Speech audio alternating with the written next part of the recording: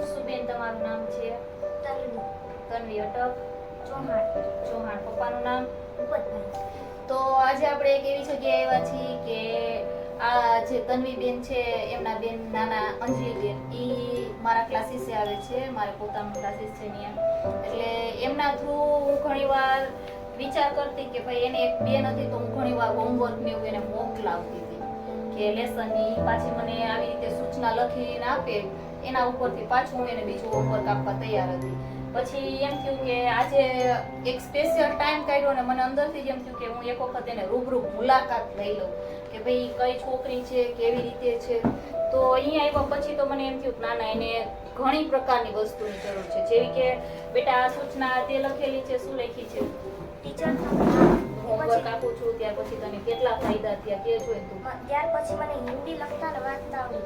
અંગ્રેજીમાં?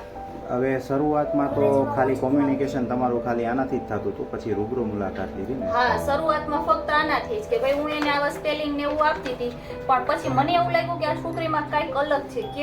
કેમ કે કોઈ છોકરો આપણને પેજમાં એ મને સૂચના આપતી કે હું એને કહું ને કે ભાઈ તો એટલે પછી હું એને સૂચના આપતી કે બેટા પેજ નહીં ફાડવાના, ચોપડા તારે પહેલા જોઈને લખવાનો પ્રયત્ન કરવાનો, 4-5 લખીશ એટલે આવડી જશે, તું ચિંતા ન કર, હું તને શીખડાવી દઈશ.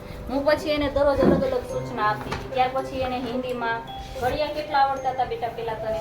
ઘડિયા મને કઈ આવડતા જ નહોતા. જ્યારે પછી મારી બેનપણી જ્યારે અહીંયા આવતી ને એને ત્યાં લગી મને 4 ઘડિયા શીખવાડ્યા. ઓકે, હવે કેટલા આવડવા માંડ્યા? અત્યારે 12 સુધી. 12 સુધી આવડી ગયા ને? આમાં 20 સુધી આવડી ગયા છે ઘડિયા તો તારા? સ્પેલિંગ ને એ બધું સ્પેલિંગ તો હજી ઓછા આવે છે પણ આમ આવડી તો ગયા છે. હવે તને પેલા કરતા આમ લખવામાં ને એમાં મજા આવે છે?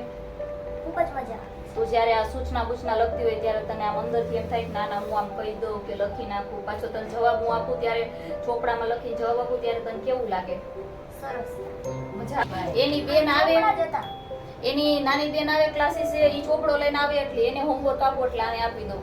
એને લખેલું હોય કે ટીચર મેં જાતે નથી લખ્યું પણ મને આ લખવા આપ્યું હતું તો મને નથી આવડતું તો અંજલિએ કીધું છે. પણ આજે ખુશી દીદીએ મને લખવા. હા, ઓકે. ના મારે એકવાર જવું છે. જો આ છોકરી કોઈ નાની ઉંમરની છોકરી આપણને સૂચના આપતી હોય, આ બધા જે કાંઈ હોમવર્ક ક્રિયા એ તું જ કરે છે? હા, હું જ કરું છું. તને આમ જે ન આવડતું હોય ઇંગ્લિશમાં કેવી રીતે હતું? કેવી રીતે આ થયું તને આ જે પ્રોબ્લેમ? એના મમ્મીને પૂછો. આ એમના મમ્મી છે, આ એમના દાદી છે. એ 6 મહિના નથી ત્યારે છે વાહમાં પોડકી જતી નાની એવી. તો અમને એમ થયું કે આ પોડકી થઈ ચાલો આપણે હોસ્પિટલ બતાવી. હોસ્પિટલે કીધું કે જ્યારે બાળક પેટમાં હતું ત્યારે સોનોગ્રાફીમાં એવું નથી તો ઉપરનું હશે કે મૂઠ ગુમડા જેવું હોય છે. તો અમે ગોંડલ શરીરમાં છેકો મરાવ્યો.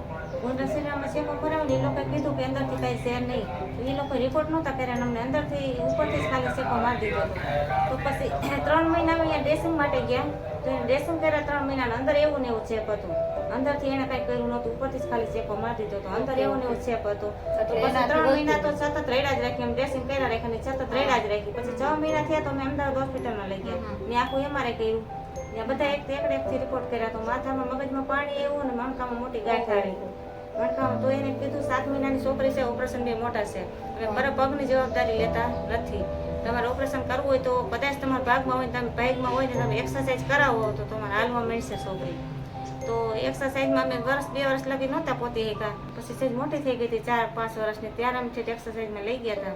તો ત્યાં સરસ ઊભી રહેવા માંડી હતી, મદદ કરી. તો પછી એને થોડીક એને આમ દુખાવો થતો હતો ને પગમાં તો એ નહોતી એક્સરસાઇઝ કરાવવા દેતી હતી, એમાં પાછળ થઈ ગઈ અને બેહવાનું વધારે થઈ ગયું. તો પછી હવે અત્યારે હાલ શું આમાં અત્યારે પોતાની જાતે કઈ કામ કરી શકે છે કે કેમ?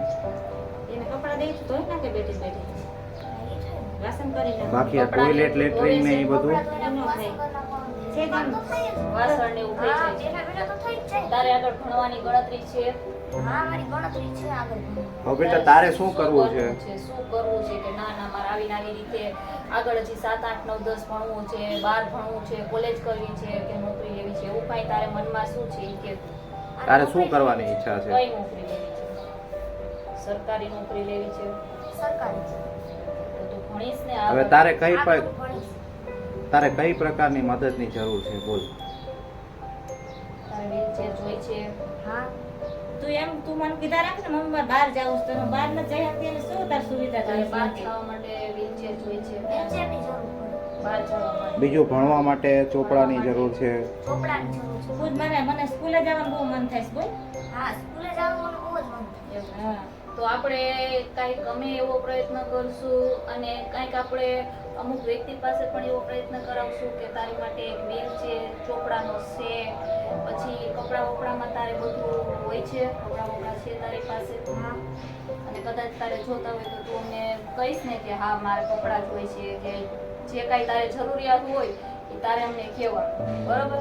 અને તારા બા છે, આખો દિવસ તમે જ બધું આનું કરો, તો બા બધુંય ધ્યાન આપે તારું. હા. આખો દિવસ બાને થોડી હેલ્પ કરાવવાની, બરોબર? તમારી જે તમન્ના છે, આશા છે એ ધીરે ધીરે પૂરી થઈ જશે. આપણે હવે બને મેડમ ત્યાં તમે સુધી- શું મદદ કરશો એ બોલો. હવે અમારા તરફથી એને એક આખા બુકનો સેટ હું પોતે જ લઈ દેવાની છું. પછી વ્હીલચેરની એક ફોર્મ આવે છે, એ મારી ગણતરી છે ફોર્મ ફિલઅપ કરાવવાની, કે ફોર્મ અમે કરી નાખશું. હું કદાચ ગમે ત્યાં આવીશ, મારું ક્લાસીસ ચાલે, બરોબર? અમારું ક્લાસીસ આજીવન ચાલતું જ રહેવાનું છે. પણ કદાચ અમારી ક્યાંય બદલી થઈ જાય કાંઈ પણ, જ્યાં સુધી છું ને એમ કહી શકું કે ભાઈ અહીંયા જ્યાં સુધી છું ને ત્યાં સુધી તને આગળ વધવામાં મારો પહેલો સપોર્ટ હશે. તારી કોઈ પણ વસ્તુમાં પહેલો સપોર્ટ મારો હશે. જેમ તું તારી દાદી કે તારી માને કહે કે હું તને મારો એક પર્સનલ નંબર દઉં છું, એમાં તારે એની ટાઈમ ગમે ત્યારે ફોન કરવાનો. તને ભણાવવાની જવાબદારી મારી. હું કદાચ ગમે અહીંયા આવીશ, પૂરેપૂરી રીતે હું ભણાવવામાં અને સપોર્ટ કરવાની છું. મારી પાસે આ એનું આ એમનું ઘર છે. અહીંયા આવતા મને ઘણા બધા અનુભવ થયા કે ના ના ખરેખર આ છોકરીને ઘણી બધી જરૂર છે, તો મારા તરફથી તો જેટલો સપોર્ટ મળવાનો છે એટલો પૂરેપૂરો હું આપીશ જ. પણ જો તમને કોઈને પણ એમ થતું હોય કે આ એક બાળક છે એને મદદ કરવી જરૂરી છે, તો તમે લોકો પણ આમાં સહભાગી બની શકો છો. ક્યાં કેમ? સુધી ભણી છે ને હવે આગળ? અત્યારે ઈ ફક્ત ક્યાં સુધી બેટા ભણી તું? 6 ધોરણ.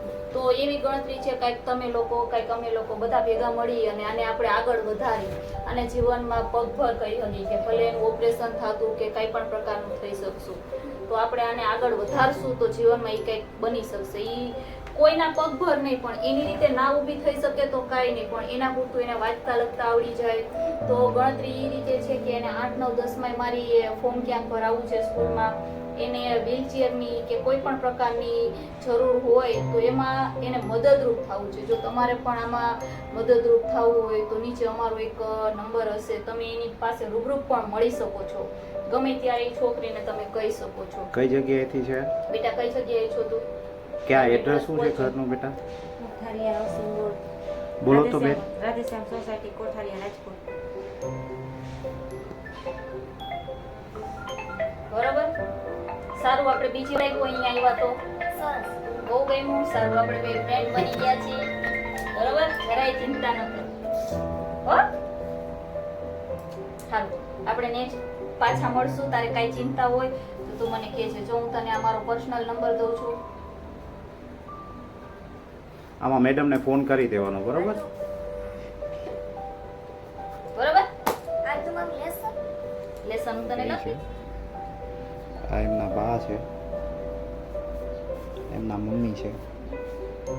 તનુને ઘણી એવી ઈચ્છા છે કે એ આગળ વધે, ભણે, તો અમે જેમ બને એમ અમે મદદરૂપ થશું. કોઈ ચોપડામાં છે, એના પુસ્તકમાં છે, અને વ્હીલચેરની ગણતરી છે અમારી કે એને વ્હીલચેર લઈ દેવી.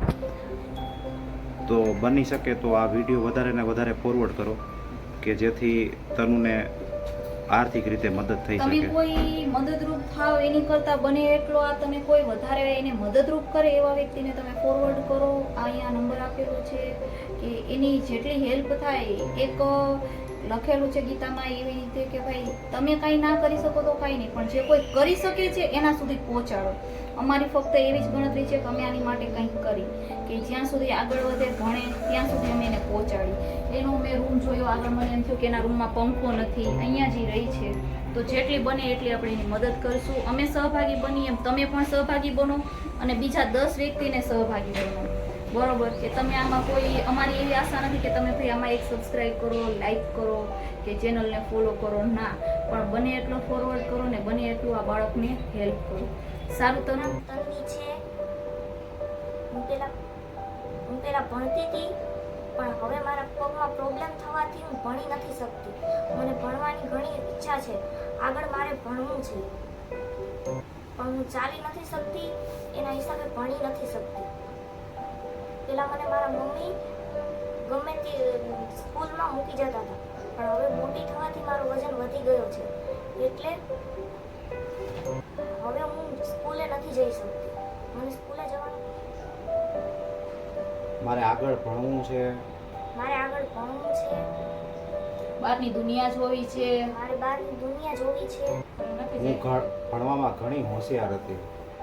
ભણવામાં ઘણી હોશિયાર હતી, અત્યારે પણ હું હોશિયાર જ છું. અત્યારે પણ હું હોશિયાર જ છું. સ્કૂલમાં તને ના પાડી દીધી છે કે ભાઈ હવે આને નો મોકલતા, કારણ કે હું છીપીપી નથી જઈ શકતી. સ્કૂલમાં મને ના પાડી દીધી કારણ કે છીપી નથી જઈ શકતી, એટલે મને ના પાડી દીધી કે હવે આને ન મોકલતા.